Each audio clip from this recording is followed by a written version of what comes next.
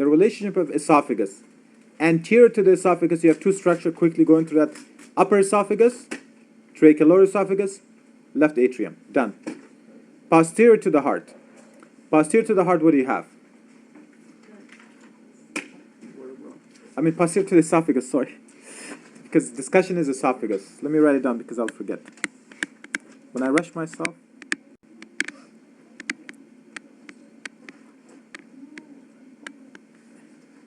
You know, professors in Middle East call esophagus by what name? Let's just say Southeast Asia and Middle East together. Yusuf Agus. Yusuf Agus. I'm serious. Okay. Now, Yusuf Agus, in front of it is what? Trachea and heart. How about behind the esophagus? Aorta. Which part of the esophagus is related to aorta?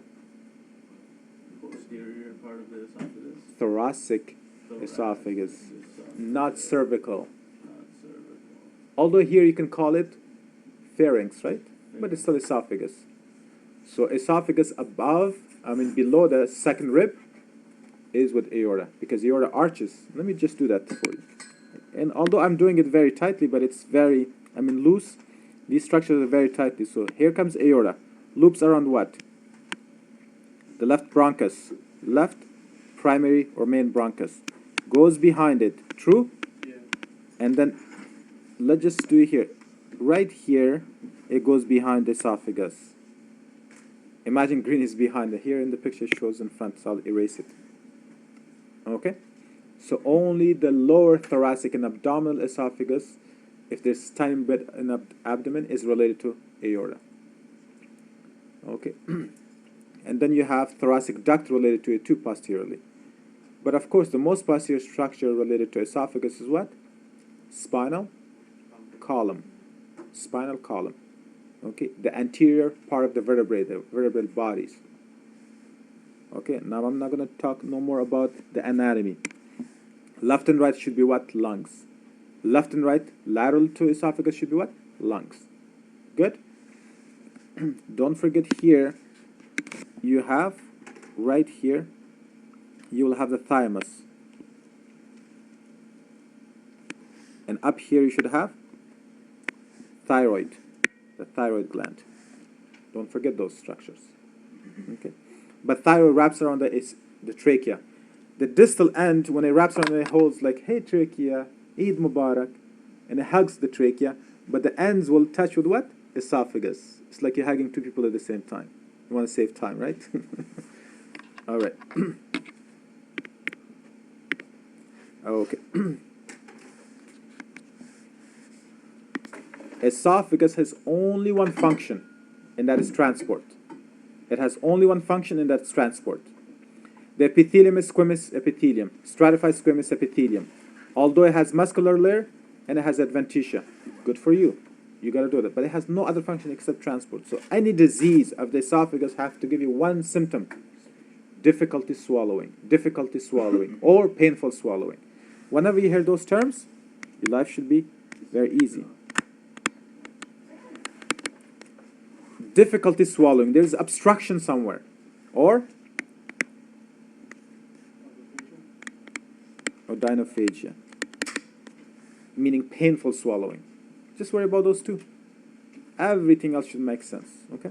Now, the question is, you also have a sphincter, lower esophageal sphincter, between the stomach and esophagus. And you have upper esophageal sphincter in the neck region right here. Okay? Upper esophageal sphincter is no big deal. It's usually to pharyngeal muscles. Lower esophageal sphincter is a big deal because of sudden change of epithelium. And there is something called stomach, and it churns, and it twists, and acid is splashing all over the place. But if that sphincter stays open, acid can regurgitate upward. That's a problem. Okay. Now let's start with diseases. The most important disease of esophagus are usually obstruction. Obstruction, obstruction, and obstruction. Are we good? Okay. Let me see if I can move this to the side. I kind of like my picture. I don't know. I just want to keep it. Whoa.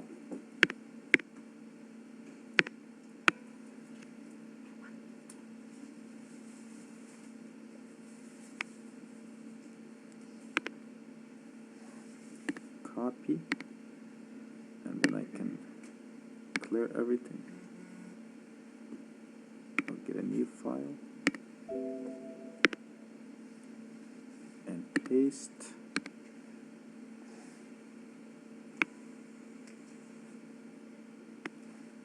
Okay, let's move this to the side. Now we're moving to path. See, esophagus, there's nothing else. You know what things are, where things are, and so forth. What is its function? Histology, know its epithelium. The only time epithelium is important where? In the lower esophagus. Histology, you need to know its muscle. You know it has two types of muscles. Smooth, longitudinal, and? Very good. Skeletal and smooth. And then smooth has how many layers in there? 2. Okay.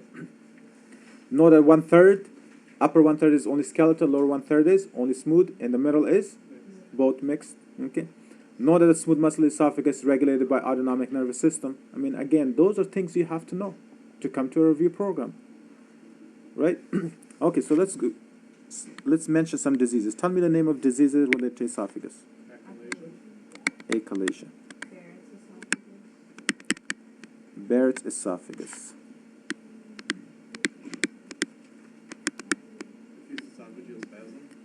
Diffuse esophageal spasm.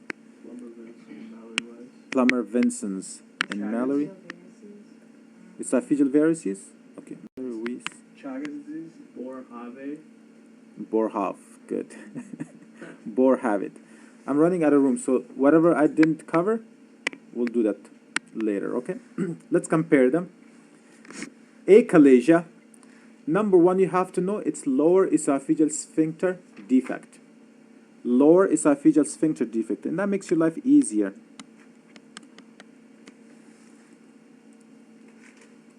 You always, whenever we do path, or whenever you want to study medicine, let's forget path, medicine, what do you have to know? Underlying cause. Underlying cause.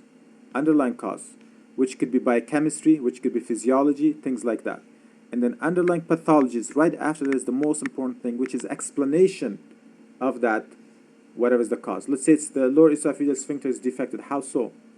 Why would the defect in this area cause a problem? That's underlying pathology, which includes physiology. And if that physiology is defective, that's underlying pathology. Okay? And then, of course, mechanism of this process. If you can memorize and understand this, let's include in this risk factors as well. Don't ever memorize symptoms and diagnosis. You don't have to. This is why basic sciences are taught first. Clinicals should automatically come to you. Let's see if that makes sense. Let's see what I'm saying is true. Okay? Now, the issue here is lower esophageal sphincter defect. How so? What about it? It does not relax. It's usually contracted. It's tight. It means it stays closed. Lower esophageal sphincter stays closed. This is the explanation. The defect is what? Lower esophageal sphincter is closed. Why? There you go. There's a defect in myenteric plexus. And you should know that all of GI has myenteric plexus and? Our back. Very good. Your back is mostly for epithelium, for secretion. Myenteric is for smooth muscle contraction. Very good. So if it stays closed, that means there's a defect that the esophagus cannot relax. It cannot open the lower esophageal sphincter. It cannot open the sphincter. The lower esophageal cannot stay open. Okay. So it stays closed. In Barrett's esophagus, what's the problem? What's the underlying cause? GERD. Excellent. GERD. It's a complication of GERD. See, Barrett's esophagus is not a disease. It's a pathological finding. It's not a disease. Don't call it a disease, Barrett's esophagus. Barrett's esophagus is asymptomatic. It's a pathological finding. It's a precancerous stage.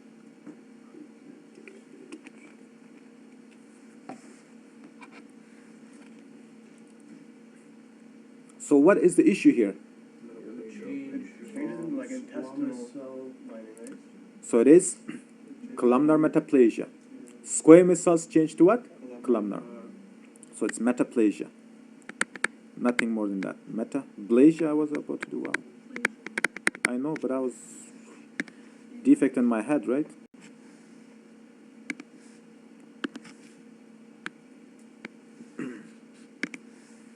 Okay, so there you go. Barrett's esophagus is nothing more than abnormal epithelium switch or phenotypic switching of epithelium.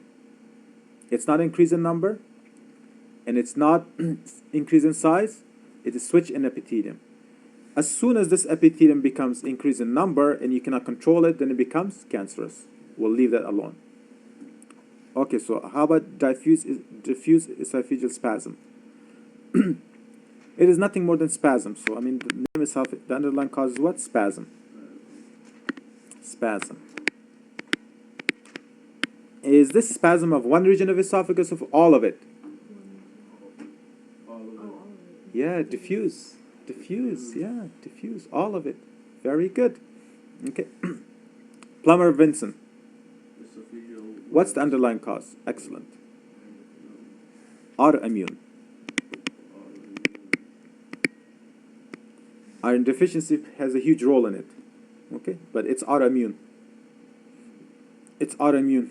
Now, we'll talk about the triad that comes with this, but at the end of the day, in Plummer Vincent, in terms of GI, what's the underlying cause? What's the problem? Webs. Esophageal webs. Where are these webs exactly? Upper esophagus. Upper esophagus. Upper esophagus, right here. Near the upper esophageal sphincter. Good? Malarious. Tear. It's a tear. It can become a disease, right? Okay. So there's a tear. And what is that tear? What kind of tear is that? Farah is on target. Tell me, Farah. It's a mucosal tear. Now we're talking more specific. There you go. Throw up all the time. It's a mucosal tear.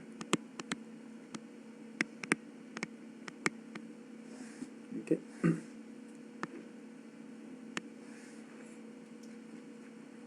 So we know the underlying cause, and this should actually guide you now. So if in achalasia, if you know the cause of achalasia is myenteric plexus defect and it leads to closed esophageal sphincter, you know what it does? Dysphagia.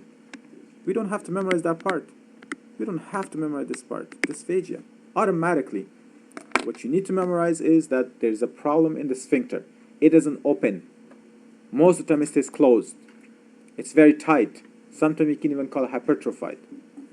So it stays tight, so it stays closed, it doesn't open. And of course it will lead to obstruction of food. You cannot swallow. Automatically dysphagia. Risk factors are now important.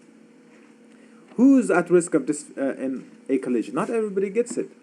Age is very important. Usually age of 40 and higher. Okay, so first you're going to say, what is the underlying cause? LES. LES doesn't open because the nerves that are supposed to make it open are defective.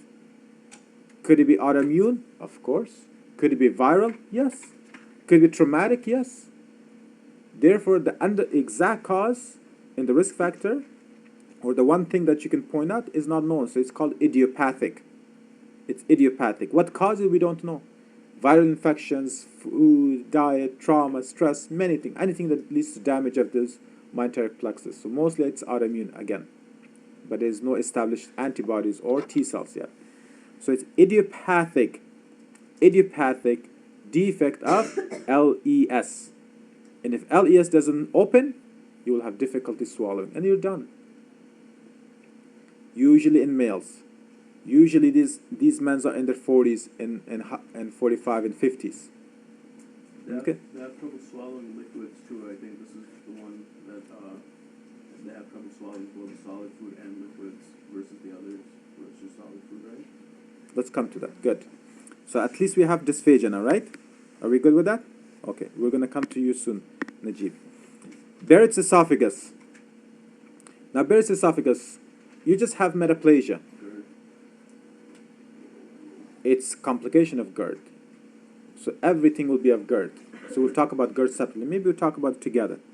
Okay, so in this case, let's talk about GERD.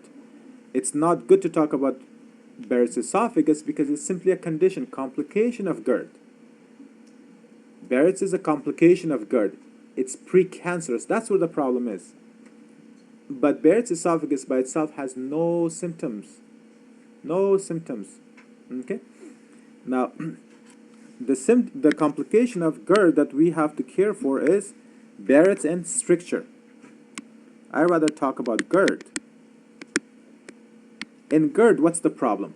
What's the underlying cause? LES doesn't close. LES doesn't close. Complete opposite of achalasia. Immediately, it makes much more sense, and it helps you.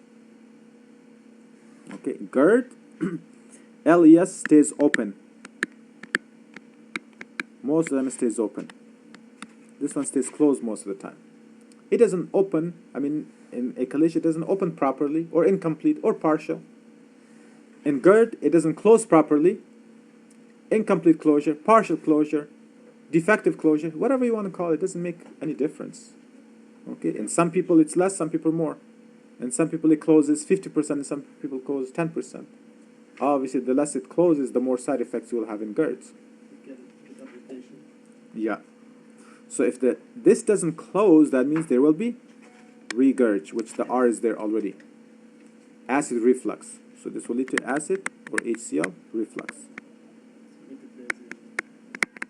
Okay? This will lead with time to metaplasia. With time, not immediately. Years. And if you keep still exposing the same trauma to esophagus, it will become cancerous. I mean, think about it. If your esophagus says, please don't pour acid on me, and then you're like, let me do it one more time because this food tastes so good. Something called chocolate or smoke or alcohol, which keeps the LES relaxed and it stays open. Okay, so if it stays open, that means the epithelium is burnt. Burnt epithelium is damaged. And damaged epithelium has to be what?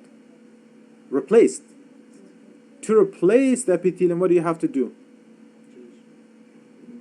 You have to go through mitosis, cell division. You're not going to replace it with minerals. You have to replace it with the same cells that were destroyed.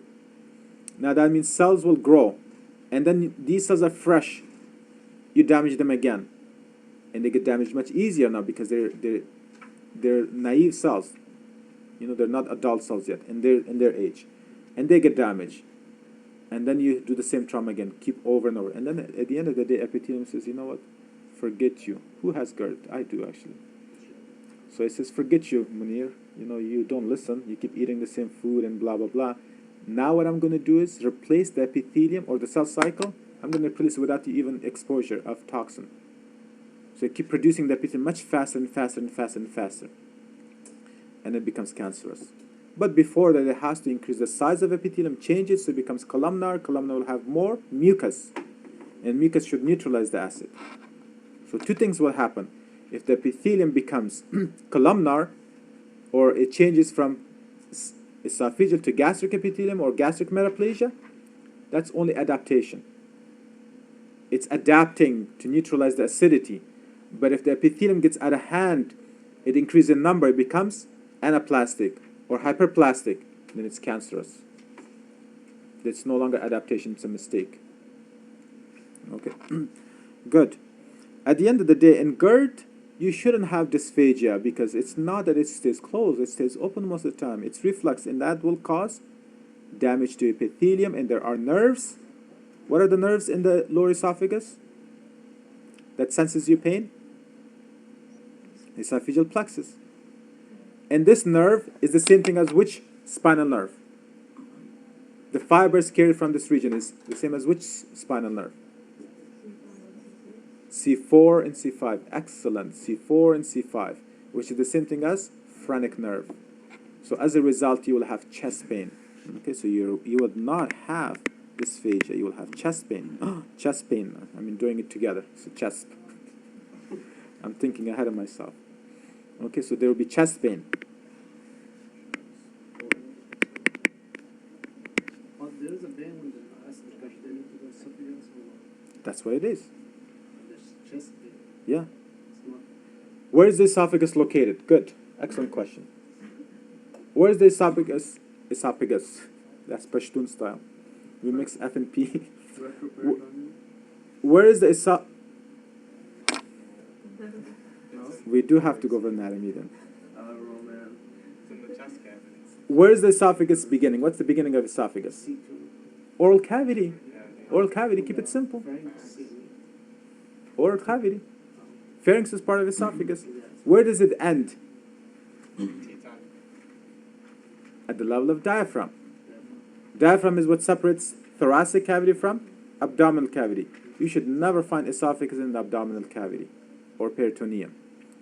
So if your esophagus is located in the chest, where should you feel the pain? In the chest. And if it's, let's say it's located in my head, but it's innervated by phrenic nerve, where would I feel the pain? In the chest and shoulder and jaw. The thoracic portion is retroperitoneal.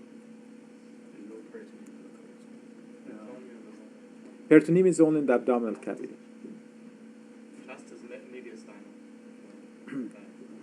The thoracic portion. Okay. Yeah. You right. I'm wrong. But esophagus in the posterior mediastinum. Posterior mediastinum, remember that. Posterior and superior mediastinum. That's where the esophagus is located.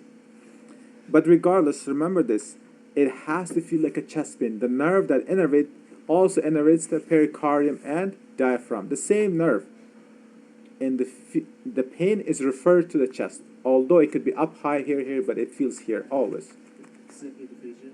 Hmm? We call it edaphasia. Dysphagia. Edaphasia. Maybe it's a mnemonic. But phagia means eating. You can call it edaphagia, it's okay. Yeah. Some people do it for mnemonic, but it's not true word. Yeah.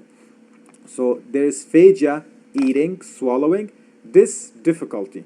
So patients will have difficulty swallowing. Or in this case, you want to call it painful phagia, it's odynophagia. Yeah. Mm-hmm. Okay. So there will be chest pain. Okay, again, this is self-explanatory. I'm not going to spend time on it. If there is acid reflux into esophagus, obviously it's going to irritate. Look, you guys seen CSI in those movies, right? When this criminal wants to get rid of bones and solid tissue, what do they do? Pour it in acid. What happens? It gets dissolved. Strong acid like stomach with PHF2, when it comes to esophagus, what would it do to your squamous epithelium? Poor epithelium is flat and small layers. They don't store much mucus. It'll get burned. Even if you have metaplasia, it's not enough. You will have pain because the nerves get exposed. See, epithelium is avascular, right? Epithelium has no blood vessels. Epithelium has no nerve endings. It's in the submucosa.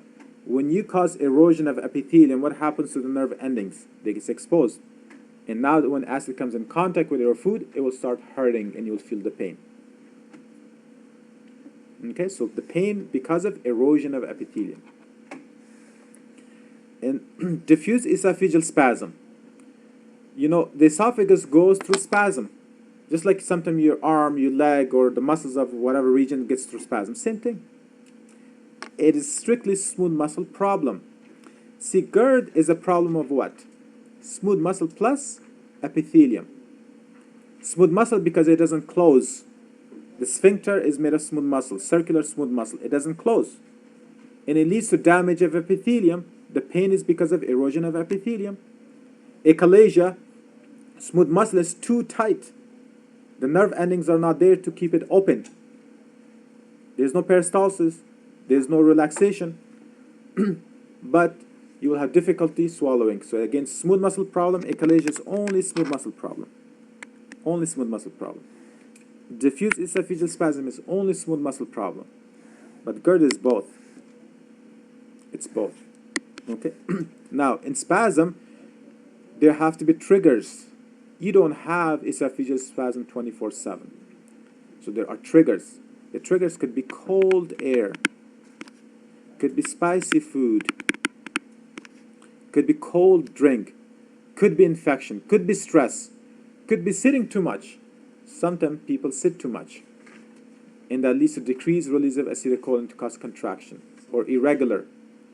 But regardless, there are multiple things that will cause spasm. You just have to worry about that there are triggers that will cause this spasm. There are triggers, whether it's diet related, lifestyle related, stress related, hanging upside down related, depends. Or drinking something cold or maybe soda or something. Usually Pepsi, sodas, they do that. Usually spicy food do that. They'll cause spasm. Okay, so it depends what it is sensitive to. What is your esophageal smooth muscle sensitive to? Whatever causes increased firing of cholinergic neuron in your esophagus. It's local, it's not in the stomach, which means my enteric plexus are somehow sensitive to some stimuli. Okay? And it could be due to some neurological, because you know that cholinergic neurons are autonomic, they're not in your control. So it's something in your thoughts can trigger that as well. But regardless, there should be triggers. And if the esophagus contracts irregularly, it's not a nice smooth peristalsis. Peristalsis is wave-like. You start here, you keep going down or up. But in this case, esophagus contracts here, here, here, here, non-continuous, non-synchronous way. Each segment of the esophagus contracts on its own. If I squeeze here and I squeeze here, where's and the food is in the middle, where would it go? Nowhere. If I squeeze from the top, keep going down, then the food is going to go down. So at the end of the day, that's what it is. And you will see corkscrew-like esophagus on films. Okay, Plummer-Vinson. In Plummer-Vinson, when it comes to GI, so there's the esophagus. You will have these webs. And what are these webs made of? Mucous membrane or epithelium. Mucous membrane or epithelium. The webs are not made of smooth muscle. Please remember that. You know, they can be picky with these little nitty details. They're made of mucous membrane or simple epithelium. And how easy it is to break them? Very easy. Very easy. Again, so now DES should cause dysphagia, right? Okay. How about Plummer-Vinson? Dysphagia. Dysphagia. Good. There's no pain. Huh? There's no pain with it. No. Swelling. No. Okay. I'll describe each dysphagia. Dysphagia. What's MVD? It's a mucosal tear, right? Now, is this mucosal tear autoimmune? No. Is it mechanical? No. Is it genetic? Is it viral? Is it bacterial? It's mechanical. Excellent. There you go. It's mechanical. It's retching. Retching. You like that, huh? Retching. There you go. It is vomiting. Okay, so if you know that the mucosal tear is usually due to vomiting of acid content. When you vomit or a person vomits, what happens to the acid content of the stomach? It comes in the esophagus. So the acid will cause slight erosion. But the sheer force of vomiting, it puts a lot of pressure on your mucosa and stretches it and it tears. Okay? Otherwise, in GERD, you should have tears, but you don't. In GERD, you shouldn't have tears because there's no force. In vomiting, there's a huge pressure. And the underlying cause of MVD is intraluminal pressure. Increased intraluminal pressure. Mucosal tear is not supposed to occur by itself. It's not something spontaneous. There has to be some high pressure, dilation, expansion of the esophagus suddenly with acid superimposed, and it will rupture. And there will be a tear. You know, when you stretch something slowly, it can adapt. When you stretch something suddenly, they can tear. Okay? So the whole idea is increase intraluminal pressure. Increase intraluminal pressure. Underlying cause of MVD. PV is autoimmune, web formation. DS is spasm due to triggers. And GERD is inability of the esophageal sphincter to close. Achalasia doesn't open. Okay? But this is increased intraluminal pressure. Intraluminal means within the cavity, not external pressure. So it causes tear. And this tear will do what? Bleed. That's all. So if you have bleeding, what would it lead to? The chief complaint should be what? Hematemesis. Very good. Very good. There's vomiting, but the vomiting is tinged with blood stains. It doesn't mean you just vomit blood. I mean, this was the wrong time. I should have discussed this with esophageal varices. I'll compare it to that again. Okay? So hematemesis. This is you vomit something, but it's colored, coated, or tinged with pieces of blood here and there. It's not total blood. Fresh blood. Absolutely fresh blood, yeah. Fresh blood. Good? But who's at risk? Bulimic. Excellent. Models. Models. Alcoholics. Teenage girls. Anorexic. Bulimic. All of that's correct. Anybody who induces vomiting. Bulimic is number one. Because they do what? They do binge eating. They love food, but they're not satisfied with the end result of it. They like the taste, they eat, and then say, oh, I might gain weight, so they put fingers in their mouth and vomit. I don't know if it's push, I've never seen one, but maybe I should pay attention next time. But there are guys who do that too. Nowadays, used to be only girls. Usually what? Either models or college or high school age girls. But now it's guys too. What age? College, university, high school. Yeah. Yeah. Yeah.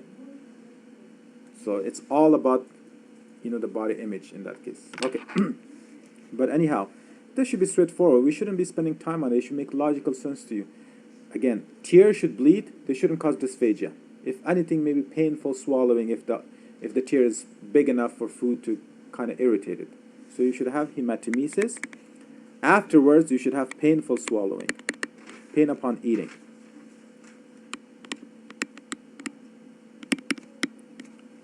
Okay, but there has to be a history of alcohol or bulimia or some sort of induced vomiting. Because nobody has vomiting 24/7. Regular vomiting are done by who? Alcoholics, binge drinkers, not even alcoholic, binge drinkers. Don't confuse alcoholic because alcoholics are mostly for varices. Binge drinking is more for Mallory's. There's some fiction to it. Huh? There's a fiction to it. With some bacterial virus mix. Repeated no. I'll come to that. Esophagitis is a different thing. Very good, very good. Esophagitis is a different thing. It can lead to that, but rarely will go to the level of bleeding. It will just cause esophageal ulcer. It will hurt upon eating, but it will not cause hematemesis that much. Okay? Yeah. All right. Now, honestly, we don't care for it more than that. It's as superficial as that when it comes to step one. The underlying cause, underlying pathology, and risk factor is what you should focus on. The question is, we have dysphagia 1, 2, 3. How do you differentiate? They're all dysphagia. Achalasia, of course, age 40 will help us. DES, usually young and usually girls. Smooth muscle spasm is most common in girls. Most common in girls. Achalasia is over the age of 40, 45. DS is usually in 20s, before the age of 40. If it helps you. It does not mean it's only, I'm telling you the average age. Plummer-Vincent's, it's autoimmune, usually mostly in girls. Okay, so in addition to dysphagia, you should be able to identify that there should be iron deficiency, anemia. And there should be one more thing. Glossitis. What kind of glossitis? I heard somebody say, wow, very good. What does atrophic mean? Huh? Yeah. So is atrophic gloss? What does glossitis mean to you? What is glossitis? Like a glossy tongue. No. What's another tongue for name? You get me? No. What's another name for tongue then? Yes. Gloss means tongue. Gloss means tongue in Latin. Itis means what? Inflammation. So glossitis is what? Inflammation of the tongue. Is this inflammation of the tongue? But in inflammation, things should swell, not atrophy. This is autoimmune inflammation. Okay, so this is not true inflammation in the sense of inflammation, because the tongue doesn't swell. The tongue is red, cherry red, and it shrinks in size. If anything, there is apoptosis occurring right now in that tongue, not necrosis or not inflammation. Please understand, because as I said, those basic things that you learned, they will be used in these kind of situations. So atrophic glossitis is true, but it's cherry red tongue. The tongue is red, and it's not swelling. There's no swelling. There's no edema. Okay, iron deficiency anemia is true as well, and dysphagia. That's the triad. But The dysphagia that occurs in Plummer-Vinson is what? It's to larger pieces of food. It's only webs. The food is getting caught in the web. Yeah, large food. When you eat something, let's say, unless you eat steak, you'll be okay. You know, like steak, because it's a little bit rough, and by the time you chew, sometimes you're like, oh my god, I don't want to chew so much, just me swallow it. So this is mechanical dysphagia. Plummer-Vinson's mechanical dysphagia. Large pieces of food will get stuck, not small. Never to liquid. Never to liquid. Never ever to liquid. Coming back to DES. DES, it depends on the severity, but it's mostly to liquid and food. It's not so much, it just like, it gives you this cramping effect. So you have difficulty swallowing. In addition to that, it will give you chest pain in this area, tightness, but it is more like a crampy pain. Okay, not burning pain.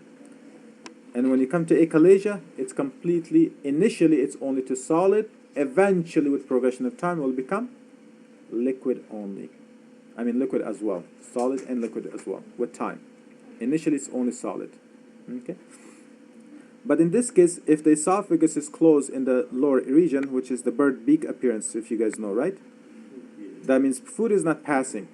You will have nighttime regurgitation as well. So with DES you wouldn't have that. With Plummer-Vinson you wouldn't have that. With achalasia you will have an additional something or a complication, nighttime regurgitation, or when you lay down, food will just regurgitate. That's not vomiting. See, vomiting is forceful. Regurgitation is passive. It depends on gravity. No. What will come in your mouth is undigested food. Undigested food. Undigested food. So with achalasia, the regurgitation is always of undigested food. Only whatever you chew. It never changed.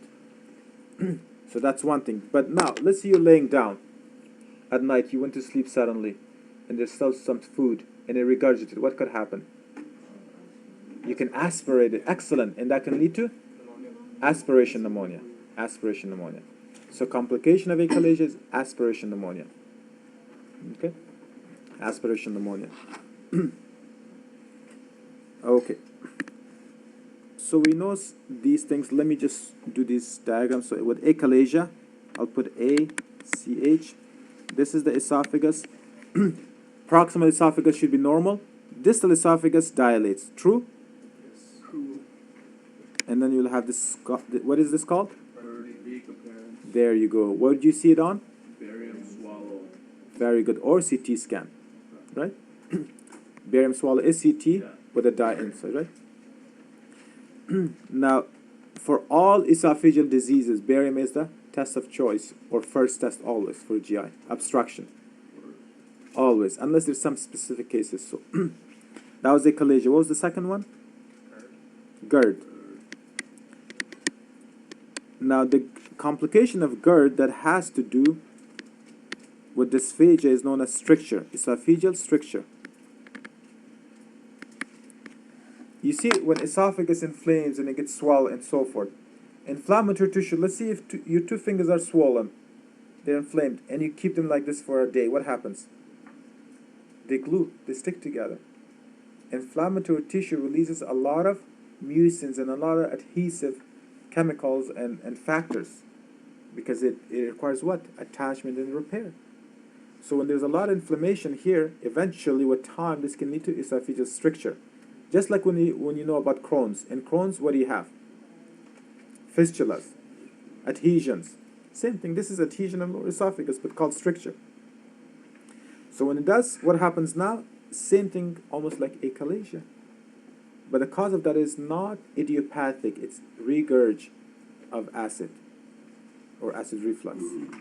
Okay, so complication of GERD, one is Barrett, the second one is esophageal stricture. Don't forget that. So again, this will lead to dysphagia. But when you do a barium swallow, you will see that barium is not passing beyond LES. But it wouldn't give you like a smooth appearance of achalasia. Maybe a little bit. Okay, but it will be more like square, like this. In achalasia, the food not digested yet? And not, no, it would. If food doesn't go to stomach, it's undigested. Yeah, for Achalasia. For both, yeah. okay. Unless you have vomiting from stomach or intestine, food will be always undigested from esophagus. Yeah. An esophageal spasm.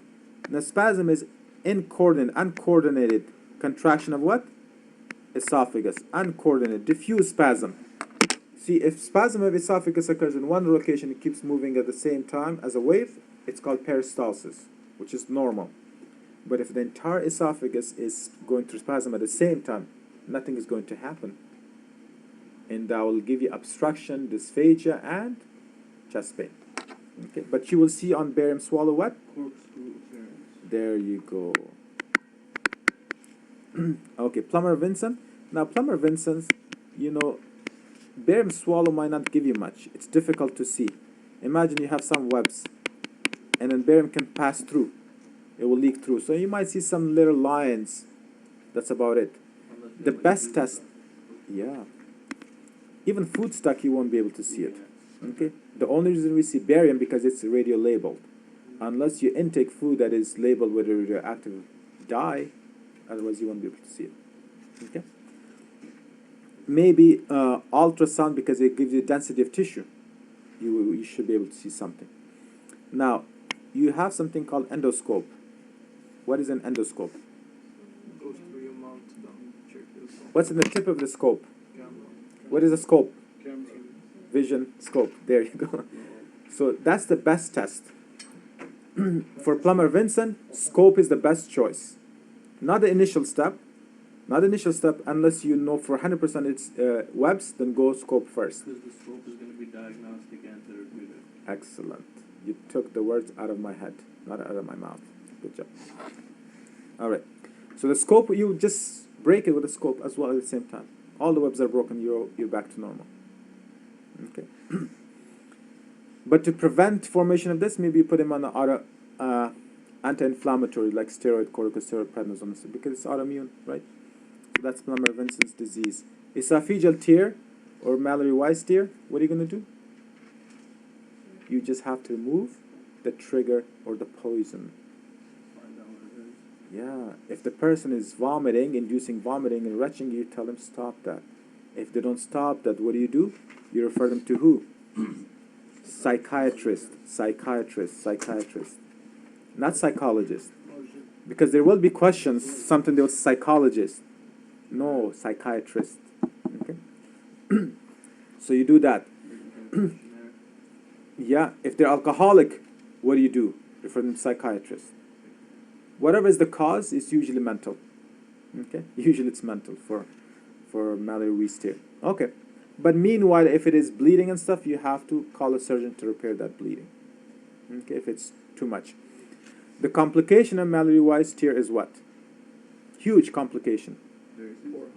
Boerhaave. Because it could rupture. See, now let's compare Boerhaave's. And Because Mallory-Weiss is only one layer and Boerhaave is transparent, right? excellento. Mallory-Weiss is only mucosal tear, whereas Boerhaave's is what? Mucosal, submucosal, and muscularis mucosa and muscularis propria and adventitia and serosa. All layers.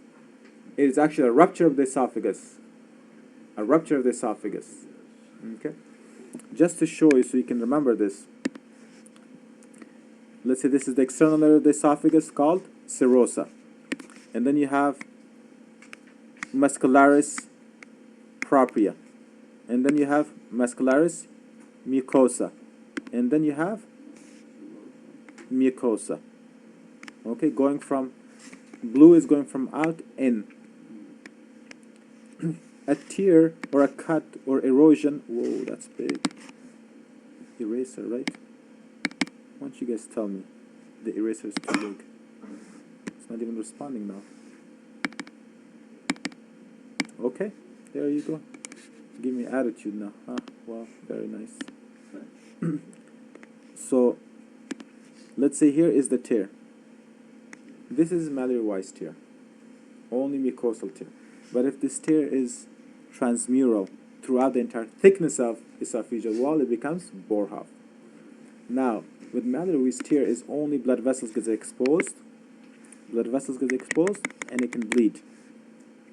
And if you vomit, the blood will come out of your mouth or patient's mouth, and you will see it, blood-tinged vomit. But it wouldn't be too much blood. Okay?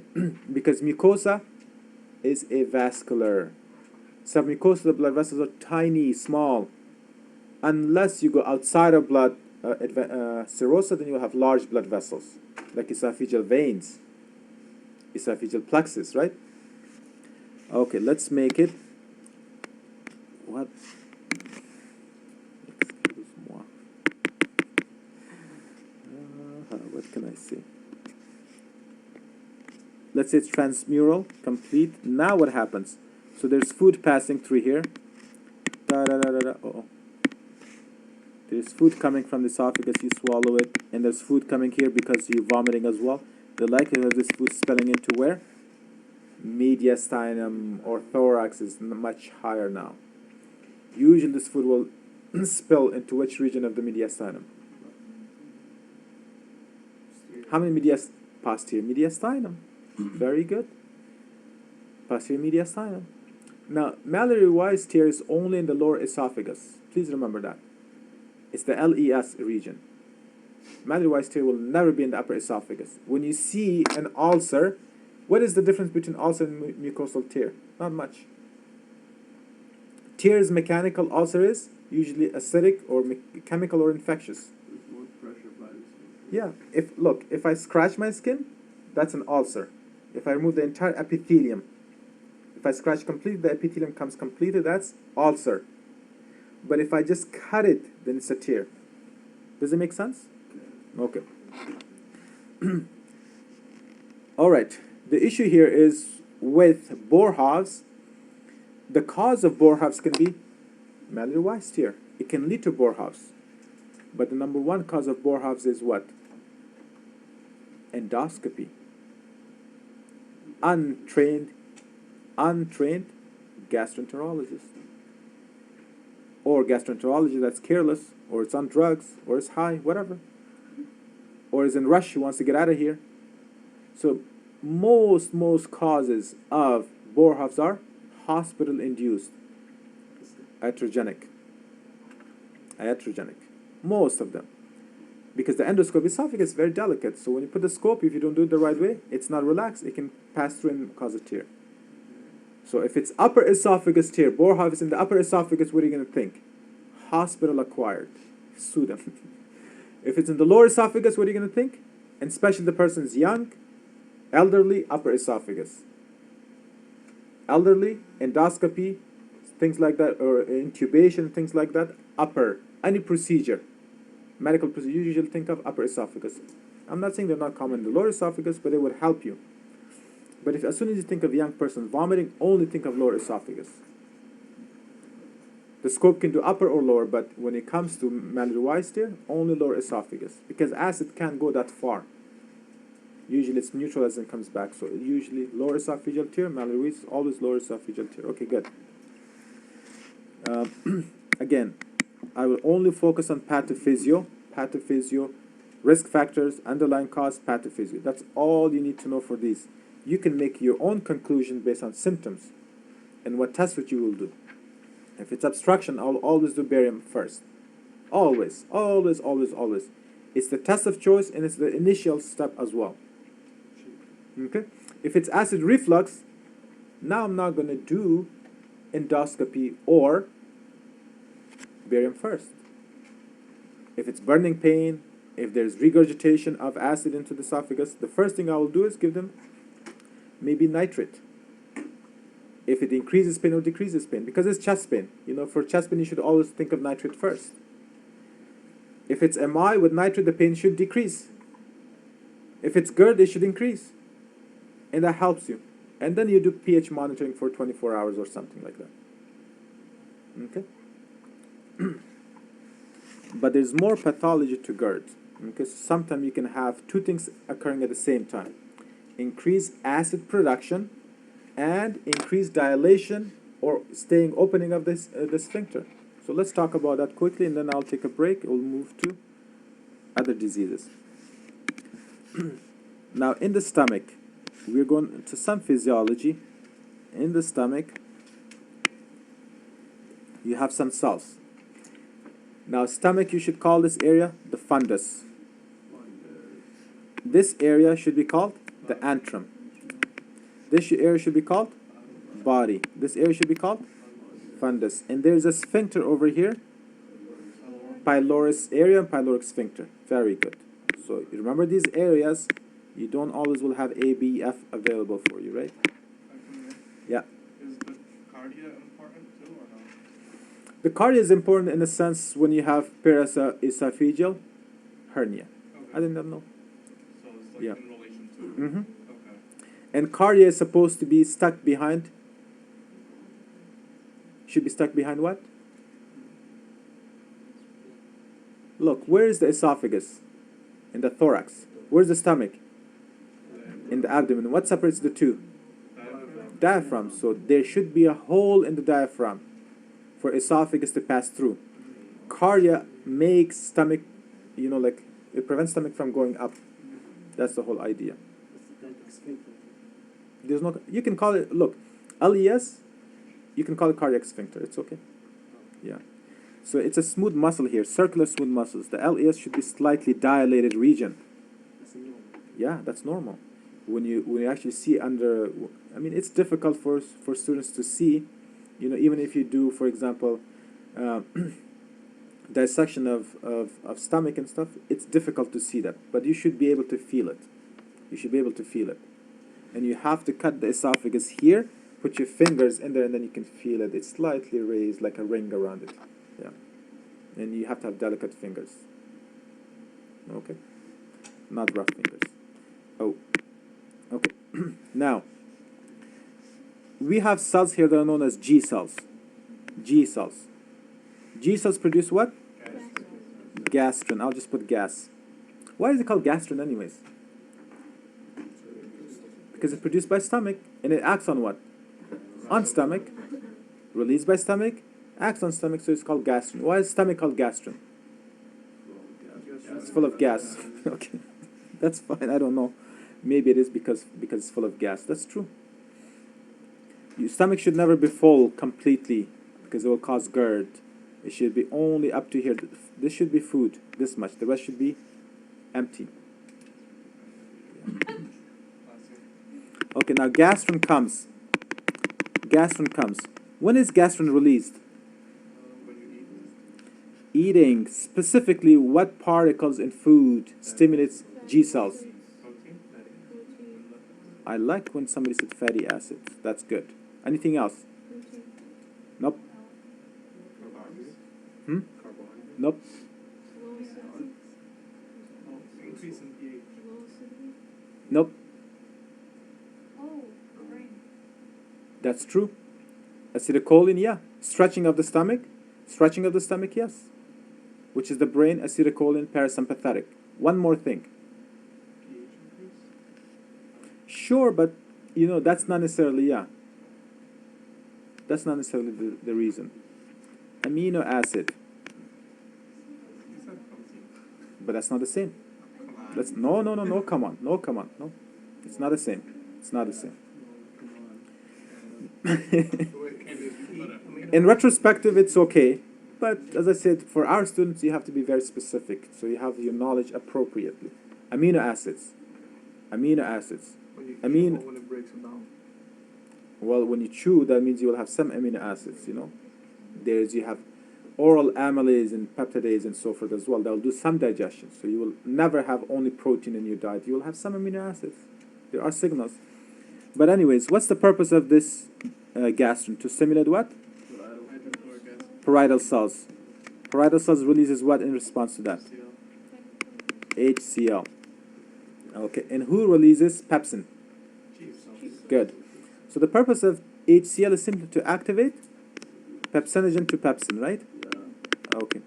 Pepsin is supposed to do what? Protein or peptide bonds. Excellent.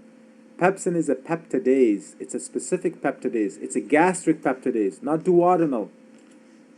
Pepsin is an active gastric peptidase. Pre-pepsin is called what? Pepsinogen, which is released by the chief cell. Very good. What? It has one more name. Zymogen. I love that. There you go. All enzymes of the GI tract should be produced in what form? Zymogen form. Because they shouldn't start eating your own cells.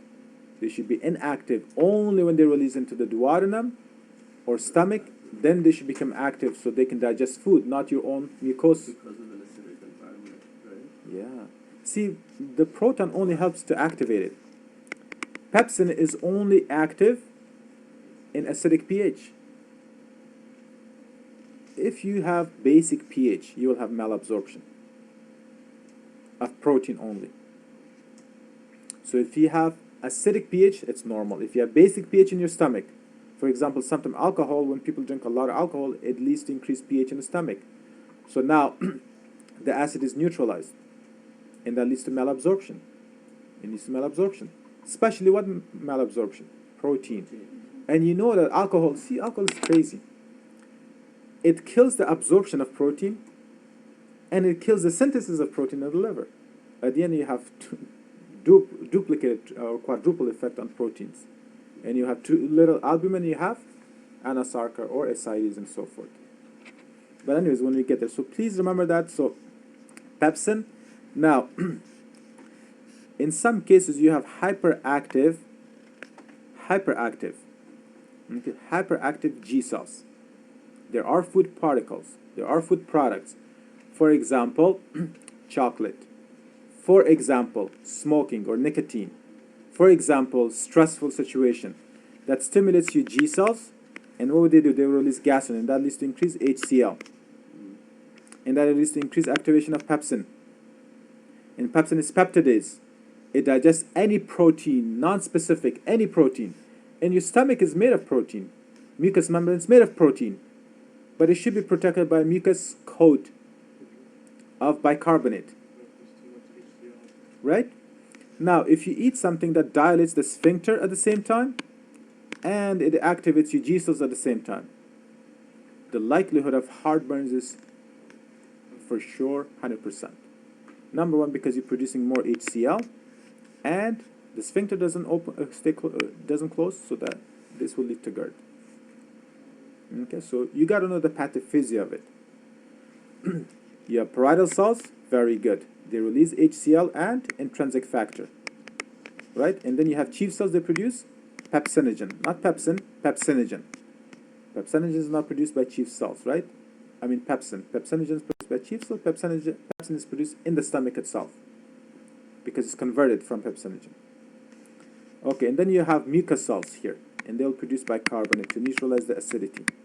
So for whatever reason, if you have less mucus, like in atrophic gastritis and so forth, or you somehow block this, and you have too much acid, and this will increase pepsin activity. And what will pepsin do to your mucous membrane? Start digesting it. And this can lead to ulcers. That's why peptic ulcer is called peptic ulcer. Why? They depend on what? Pepsin. Peptic ulcer, like gastric ulcers or duodenal ulcers. If they're called peptic ulcer, that means pepsin is prerequisite. Pepsin is prerequisite. It's pepsin that causes digestion of the mucous membrane and causes erosion of the mucous membrane, and nerves and blood vessels get exposed, and you will have pain and bleeding. Okay? All right, let's take a break.